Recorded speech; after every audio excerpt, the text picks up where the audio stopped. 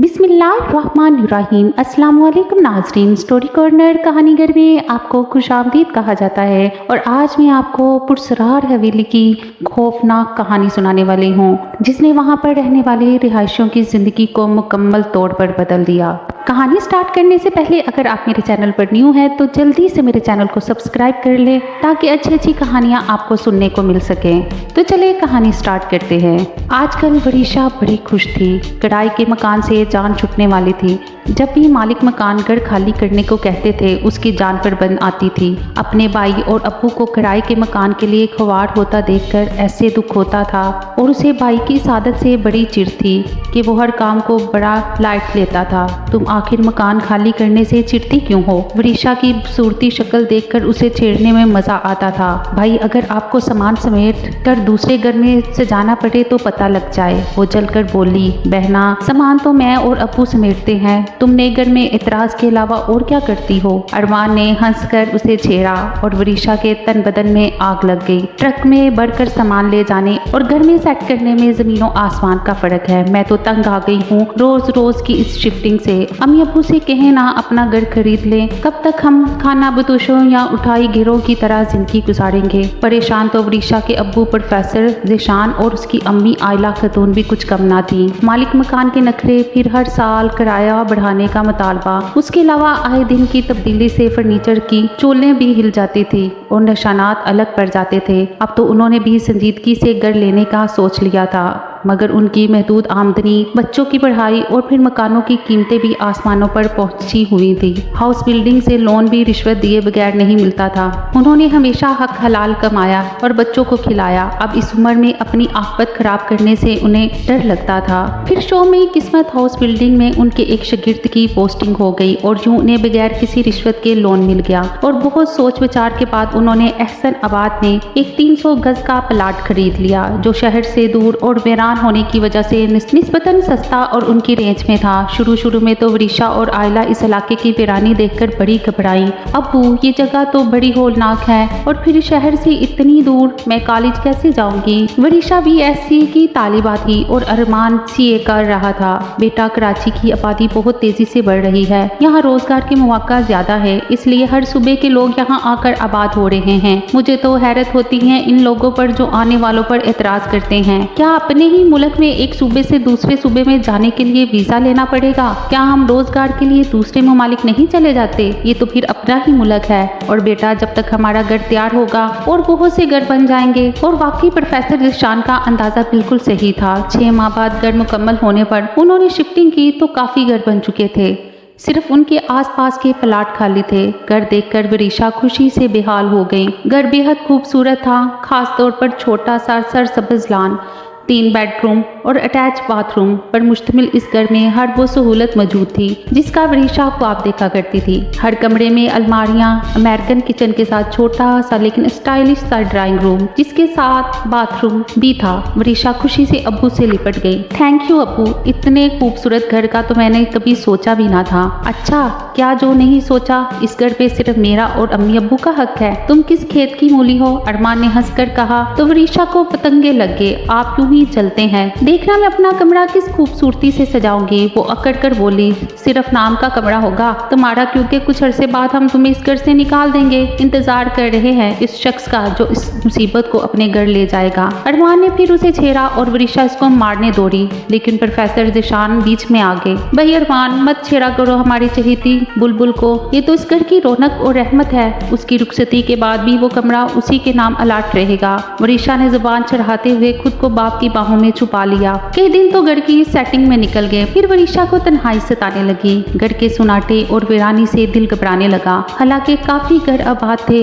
लेकिन अजीब खुश्क और लोग थे, किसी ने भूले से भी आकर झांका तक नहीं। जूं जूं वक्त गुजर रहा था वरीशा एक अजीब किस्म की बेचैनी और इज़्तिराब का शिकार हो रही थी। आजकल कॉलेज की छुट्टियां थी और मोबाइल पर दोस्तों से कितनी बातें करती, कब तक टीवी देखती, किसी से अपनी कैफियत शेयर भी नहीं कर सकती थी क्योंकि घर खरीदने के लिए सबसे सबसे ज्यादा उतावली वही थी। उस दिन अचानक अम्मी को प्रोफेसर साहब के दोस्त की वालदा के इंतकाल पर जाना पड़ गया। अब्बू ने अम्मी को जनाजा उठने से पहले पहुंचने की ताकीद की थी। अम्मी, मैं घर में अकेली कैसे रहूंगी? उड़ीसा ने एहतजाज किया। मैंने अरमान को मैसेज कर दिया है, वो मुझे 1 घंटे बाद पिक कर लेगा। तुम्हारे अब्बू तो जनाजा पढ़कर ही आएंगे, तुम जब तक टीवी देखती रहना। और हाँ, वो वापस पलट कर बोली, जब तक मैं वापस ना आऊँ तुम दरवाजा मत खोलना। उड़ीसा ने लाउंज में रखे टीवी को खोल लिया। उसका पसंदीदा ड्रामा आ रहा था। अचानक उसे लगा उसके पीछे कोई खड़ा है। उसने मुड़कर देखा, कोई भी नहीं था। ला हौला वला कुव्वता।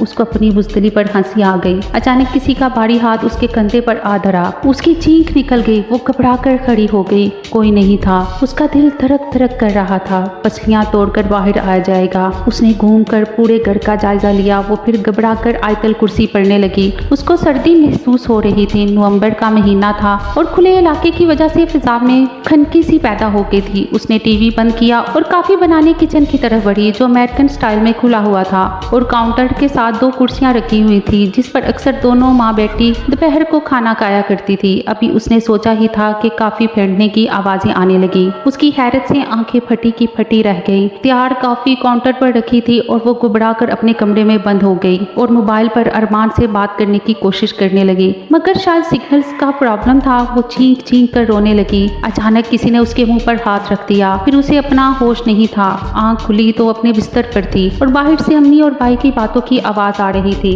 वो घबराकर कमरे से बाहर निकल आई। भाई, दरवाजा किसने खोला? उसने बामुश्किल सवाल किया। पागल, तुम ही ने तो खोला था। फिर बात किए बगैर जाकर कमरे में सो गई। मगर अम्मी ने तुम्हें उठाने नहीं दिया, क्योंकि तुमने जबरदस्त कुरापे का मुजाहरा करके उन्हें वृथा हैरत में डाल दिया था। खाना तैयार, रोटी पकी हुई और घर साफ सुथरा। तुम इस कदर कामचोर हो, आज ये तुम पर काम करने का दौरा कैसे पड़ गया?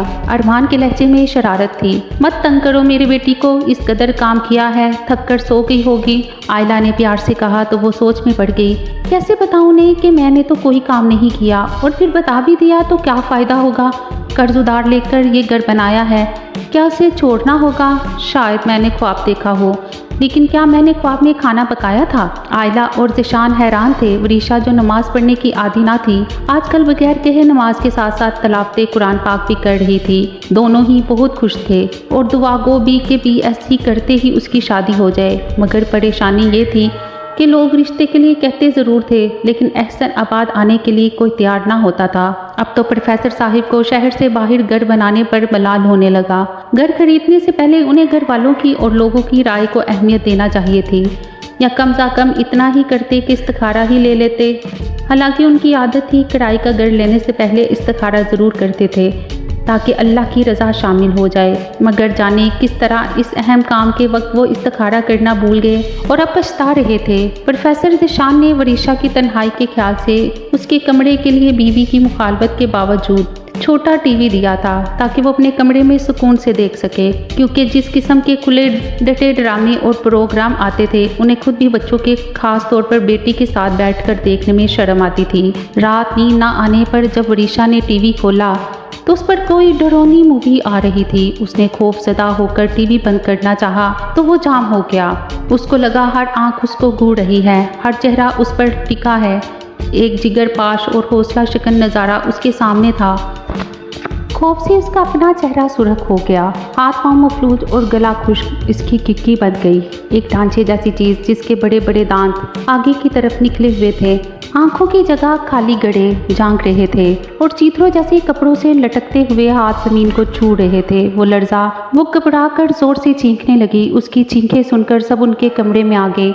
उसने फटी फटी नजरों से सबकी तरफ देखा और टीवी की तरफ इशारा करते हुए, जो बंद हो चुका था, और बेहोश होकर जमीन पर आ गिरी। उसको होश आया तो कुछ लम्हे तो जहन ने काम करना बंद कर दिया। फिर रफ्ता रफ्ता याद आने वो माँ से लिपट कर रोने लगी और एक एक लफ्ज उन्हें बता दिया। बेटा, आखिर मुँह ही मुँह में क्या कह रही हो?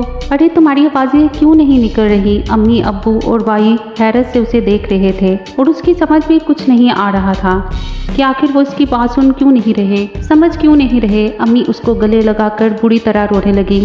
अब्बू और अरमान भी परेशान हो गए। बेटा, गुमसुम क्यों हो?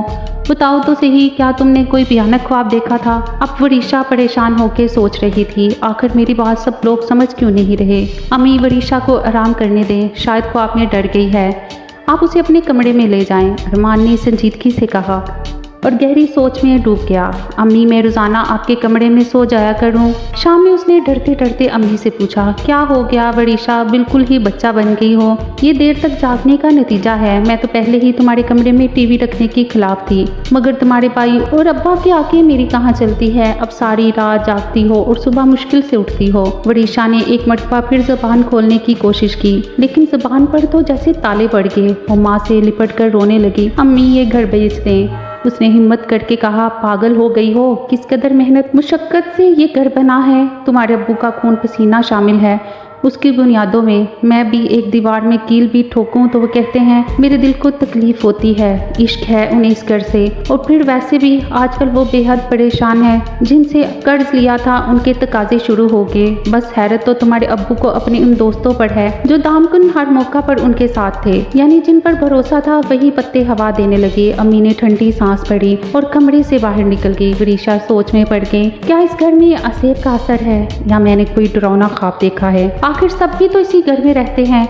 उसने सोचा, आज वो अब्बू को जरूर बताएगी कि उसके साथ क्या हो रहा है। कमरे से बाहर जो ही कदम निकाला, उसके बोलने से पहले अम्मी बोल पड़ी। खबरदार जो एक लफ्ज भी मुंह से निकाला। अम्मी प्लीज मेरी बात तो सुने, वरीशा ने आजी से कहा। किससे कह रही हो अम्मी, नहाने गई हैं, अरमान ने अखबार में इस पर रखते हुए परेशानी से कहा। भाई, अम्मी अभी यहीं खड़ी थी। वो घबरा कर बोली, वरीशा तुम्हारे साथ क्या मसला है, मैं कई दिन से नोट कर रहा हूँ, तुम बताती क्यों नहीं हो। भाई आप जरा मेरे कमरे में आए। हाँ आप बताओ क्या बात है। उसके बिस्तर पर बैठते हुए उसने इस्तफसार किया और फिर छींक मारकर खड़ा हो गया। एक बड़ा सा सुआ खाल छीलता हुआ जीन्स में से झांक रहा था। वरीशा को लगा सुए की दो आंखें हैं जो उसे बुरी तरह घूर रही थी। किस कदर लापरवाह हो तुम वरीशा, ये बिस्तर में इतना बड़ा सुआ कहाँ से आया। क्या तुम लिफाफों में डोरे डालने का काम करने लगी हो। उसने सुआ खींच कर निकाला और दूर फेंक दिया। भाई वो चीखें मार मार कर रोने लगी। क्या बात है वरीशा, क्या परेशानी है, तुम बताती क्यों नहीं हो। उसी लम्हे अम्मी कमरे में आई और वरीशा को डांटना शुरू कर दिया। क्यों भाई को तंग कर रही हो, मना किया था ना फजूल बात करने से। क्या हो गया अम्मी, क्यों बिला वजह इसको डांट रही हो। आयला ने घूर कर वरीशा की तरफ देखा और जाने उन आंखों में क्या था कि वरीशा की सीटी गुम और आवाज बंद हो गई। उसने बेबसी से भाई की तरफ देखा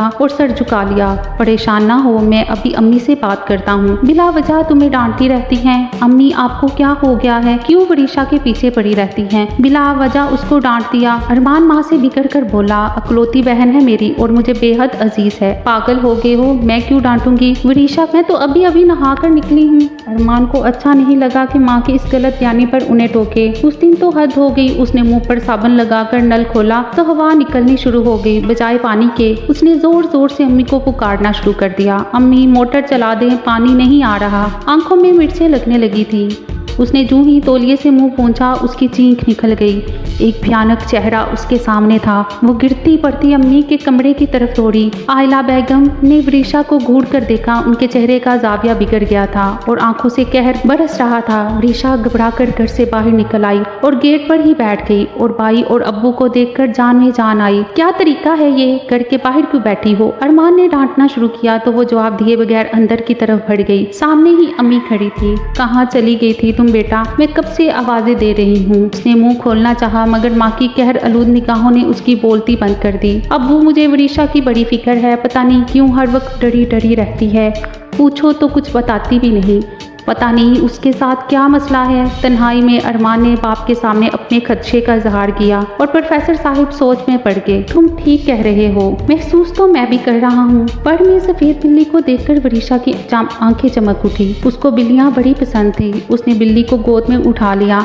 अम्मी देखे किस कदर सेहतमंद और खूबसूरत बिल्ली है, भाई को दिखाती हूँ। अचानक वरीशा को लगा बिल्ली का वजन बढ़ता जा रहा है। उसके वजन से उसके हाथ दुख रहे हैं। उसने जैसे ही बिल्ली की तरफ देखा, उसकी चीखें निकल गई। बिल्ली के पांव जमीन से टकरा रहे थे और उसकी गोद में एक सेहतमंद बकरा था। उसने जोर से बकरा फेंका और चीखें मारने लगी। उसकी चीखें सुनकर सब जमा हो गए। वरीशा थर थर कांप रही थी। उसने माँ की तरफ से मुंह फेरकर बोलना शुरू कर दिया। वो जानती थी माँ की तनबिया उसकी बोलती बंद कर देगी। आयला, तुमने वरीशा की बात क्यों नहीं सुनी। प्रोफेसर जिशान गुस्से में दाड़े। मैं आपको क्या बताती, खुद मेरी भी बोलती बंद थी। मैं खुद सारी रात जागती हूँ, दीवारों पर, छत पर, मुख्तलिफ शक्लें मुझे डराती रहती हैं। कभी उनके हाथ लंबे हो जाते हैं और अजीब अजीब भयानक मफूकुल फितरत शक्लों का रक्स जारी रहता है। कई मर्तबा आपको बताना चाहा मगर आवाज बंद हो जाती है। कितनी मर्तबा मैंने वरीशा को भी बताने से मना किया है और ये मना करने की आवाज अंदर से आती है, जैसे किसी से अगर जिक्र किया तो कोई बहुत बड़ा नुकसान हो जाएगा। फिर मुझे ये भी एहसास था कि कितनी मेहनत, मुशक्कत और उधार कर्ज लेकर आपने ये घर बनाया है। उसकी बुनियादों में आपके खून पसीने की कमाई शामिल है। कैसे उसे छोड़ दें? आखिर में अम्मी की आवाज गमगीन हो गई। हैरत है मुझे तुम पर इतनी तवील रफाकत में तुम्हें मेरे बारे में यही अंदाजा लगाया। अरे बेगम, तुमसे और अपनी औलादों से ज्यादा मुझे दुनिया में कोई चीज अजीज नहीं है। उस घर को कौड़ियों के मोल बेच दूं तो भी सौदा महंगा नहीं। मगर मुझे दुख ये है कि दोनों माँ बेटियां इस अजियत से गुजर रही और जिक्र तक नहीं किया। यकीनन इस घर पर सेबों का असर है। अब्बू, आप ही जिन भूतों के कायल हैं। अरमान ने हैरत से कहा, बेटा इसमें कोई शक नहीं कि आजकल के मॉडर्न और साइंटिफिक दौर में लोग ऐसी बातों पर यकीन नहीं करते, लेकिन तुम्हारी अम्मी और बहन जो बता रही हैं वो गलत तो नहीं हो सकता। कुरान शरीफ में सूरत जिन में उसका जिक्र है। हम किसी आलम से रुजू करेंगे, अल्लाह के कलाम की बरकत से हमें उनसे निजात मिल जाएगी। आलमों को तो बस रहने ही दे। अरबगान चिढ़कर बोला, मैं भी जानता हूँ मगर तलाश करना पड़ेगा। अभी भी नेक लोगों की दुनिया में कमी नहीं। आज से मैं वरीशा के कमरे में और वरीशा अपनी माँ के साथ सोएगी और सोते वक्त आयतल कुर्सी 7 मरतबा पढ़कर हजार जरूर कर लेना। वरीशा के कॉलेज खुल गए थे। जब से वरीशा ने माँ के साथ सोना शुरू किया था उसका खौफ और डर जाता रहा था। प्रोफेसर साहब भी किसी आलम की तलाश में थे। साथ साथ प्रॉपर्टी डीलर से भी घर बेचने की बात कर रखी थी।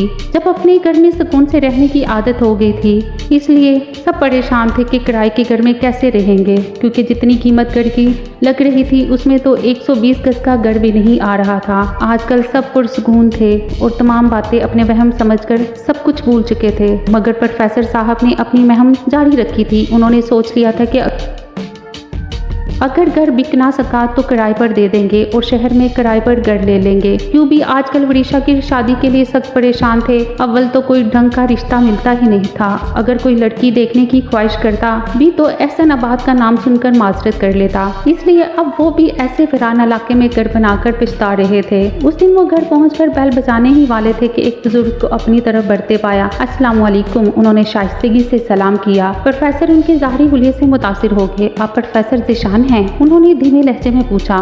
जी, आप कौन? ज़ीशान के लिए वो बिल्कुल अजनबी थे। मुझे खलीलुर रहमान कहते हैं। डिफेंस में मेरी रिहाइश है। सुना था आप मकान बेचना चाह रहे हैं। इस सिलसिले में हाजिर हुआ था। प्रोफेसर साहब ने उन्हें ड्राइंग रूम में लाकर बैठाया और फिर रख रखाव से मुतासिर होकर हर बात बता दी, सिवाय उसके घर के घर में किसी किस्म के असेब का शक है। क्योंकि खुद वो इस तजर्बे से नहीं गुजरे थे, इसलिए उन्होंने बताना भी मुनासिब नहीं समझा। आप डिफेंस में रहते हैं, फिर यहाँ घर क्यों लेना चाह रहे हैं? प्रोफेसर साहब अपना तजस्सुस बरकरार ना रख सके। आपको आम खाने से मतलब है या पेट गिरने से? फिर वो नरमी से गोया हुए, मैं कीमत का तयन आप पर छोड़ता हूँ। आप शहर के किसी हिस्से में भी इतना ही बड़ा मकान पसंद कर लें, वो आपके नाम हो जाएगा। फिर ये आप मेरे नाम कर देना। देखिए, मैं सौदे में बेईमानी नहीं कर सकता। जिस कीमत में मुझे ये मकान पड़ा है उस कीमत में तो शहर में इससे आधा घर भी नहीं आएगा। फिर हाउस बिल्डिंग का लोन और लोगों का कर्ज, मैं तो घर खरीदने की पोजीशन में ही नहीं हूँ। प्रोफेसर ज़ीशान ने सफाई से अपनी हैसियत बता दी। बुजुर्ग ज़ेरे लब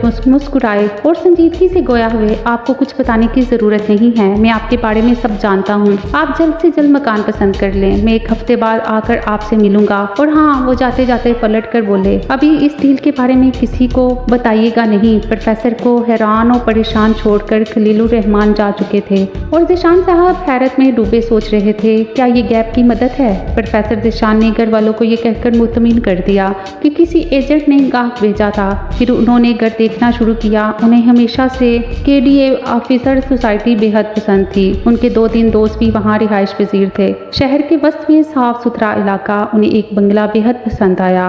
1 यूनिट 240 गज़ीर बेहद खूबसूरत नया बना हुआ। उनको अंदाज़ा था उसकी कीमत कम से कम 1.5 करोड़ तो होगी। फिर उन्होंने गुलशन इकबाल सहाफ़ी कॉलोनी में भी 200 गज पर एक घर देख लिया। हालांकि उन्हें दोनों में से किसी एक को भी मिलने की उम्मीद नहीं थी। अब उन्हें खलीलुर रहमान का पूरी तरह इंतजार था और हंसते वादा वो 1 हफ्ते बाद आ गए। उम्मीद है आपने अपना काम मुकम्मल कर लिया होगा। उन्होंने बैठते ही पूछा। घर पसंद तो कर लिए हैं, मगर मुझे अंदाजा है वो मेरी रेंज में नहीं है। आप इस घर की कीमत लगा दें, हम किराए के घर में चले जाएंगे, फिर बाद में खरीद लेंगे। प्रोफेसर ज़ीशान ने हिचकिचाते हुए शर्मिंदगी से कहा, जब हम आपसे कह रहे हैं कि आपको परेशान होने की ज़रूरत नहीं, तो क्यों फिक्र करते हैं।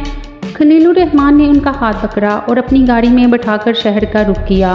प्रोफेसर ज़ीशान पर तो एक ख्वाब की सी कैफियत तारी थी। फिर 1 हफ्ते बाद 240 गज का मकान उनके नाम हो चुका था। उन्होंने एहतियातन स्वीक सेंटर जाकर अपने दोस्त के जरिए से मालूमात हासिल की। क्यों कोई शक की गुंजाइश नहीं थी। ये कोई लंबा चौड़ा केस था। पूरी पेमेंट हो चुकी थी और घर उनके नाम हो गया था। दूसरे दिन खलीलुर रहमान उनको अपने साथ मुख्तलिफ दफातर में ले गए और एक दिन में उनका घर खलीलुर रहमान के नाम हो गया। प्रोफेसर ज़ीशान की हैरत पर वो मुस्कुराकर बोले, आप किसी शक में ना पड़े और रखते सफ़र बांधे। आप अपनी बेटी की शादी के लिए भी परेशान हैं। देखिएगा वो घर आपके घर वालों के लिए खुशनसीबी की अलामत साबित होगा और बिटिया की बहुत अच्छी जगह शादी हो जाएगी। उन बुजुर्ग की पेशगोई बिल्कुल सच साबित हो गई। ये घर उनके लिए बेहद मुबारक साबित हुआ। प्रोफेसर साहब का प्रमोशन हुआ, वो प्रिंसिपल बन गए और वरीशा के लिए बहुत अच्छे शरीफ घराने से रिश्ता आ गया। वरीशा तो जैसे हवाओं में उड़ने लगी थी। घर भी बेहद खूबसूरत और पुरसुकून था। अम्मी खलीलुर रहमान को दुआएं देती ना थकती थी। एक दिन उन्होंने अब्बू से कहा, मेरा ख्याल है किसी दिन उन बुजुर्गवार के घर चलकर शुक्रिया तो अदा कर दें। वरीशा की मंगनी की मिठाई भी खिलाएंगे। प्रोफेसर साहब को बेगम की तजवीज़ बहुत अच्छी लगी। दूसरे दिन बड़ा सा केक लेकर वो बेगम के साथ उनके घर पहुंच गए। बैल दे दे कर थक गए, मगर किसी ने दरवाज़ा नहीं खोला। आखिर तंग आकर उन्होंने एक पड़ोसी से पूछा, ये खलीलुर रहमान साहब क्या घर में नहीं होते? आप किसकी बात कर रहे हैं? वो साहब हैरत से बोले, ये घर पहले हमारा था और हमने खलीलुर रहमान साहब को बेचा था। आज उनसे मिलने आए हैं तो कोई दरवाज़ा नहीं खोल रहा। हालांकि घर की लाइटें भी जली हुई हैं और महसूस हो रहा है कि कोई अंदर है। जाइए जाइए, अपना रास्ता नापिए। इस घर में तो आज तक हमने किसी को नहीं देखा। अलबत्ता रोजाना रात को लाइटें जरूर जली होती हैं। अजीब मामा है, ना समझने का ना समझाने का। लोग कहते हैं कि इस घर में जिन्नों का बसेरा है, वल्लाह आलम, लेकिन कोई आज तक अंदर नहीं गया। अगर कभी किसी बच्चे की बॉल खेलते हुए अंदर चली जाए तो वहाँ से कोई बाहर फेंक देता है। जो कोई भी है, जिन या असेब, हमें कोई परेशानी नहीं, बल्कि शायद उन्हीं की वजह से पूरे मोहल्ले में सुकून है। न चोरी, न चिकारी, न कत्लो गारत गिरी, न हंगामा अड़ाई, जो आजकल कराची शहर का वतीरा है। वापसी के सफर में प्रोफेसर साहब ने बेगम को तनबिया की, देखो जो कुछ हमने सुना समझ लो नहीं सुना, भूले से भी किसी से जिक्र मत करना। जो भी इस घर के मकीन थे वो नहीं चाहते थे कि हम लोग उस घर में रहें। वो हमारी मजबूरी को समझते हुए मकान के खरीदार बन गए थे। उन्होंने हमें कोई नुकसान नहीं पहुंचाया, बल्कि हमारा भला ही किया। इसलिए बेहतर है हम ये सब भूल जाएं। और आयला बेगम खुद भी दिल में ये अहद कर रही थी। उम्मीद करती हूँ कि आज की कहानी आपको अच्छी लगी होगी। मजीद अच्छी कहानियों के लिए मेरे चैनल को सब्सक्राइब करें, वीडियो को लाइक करें। अल्लाह के पास।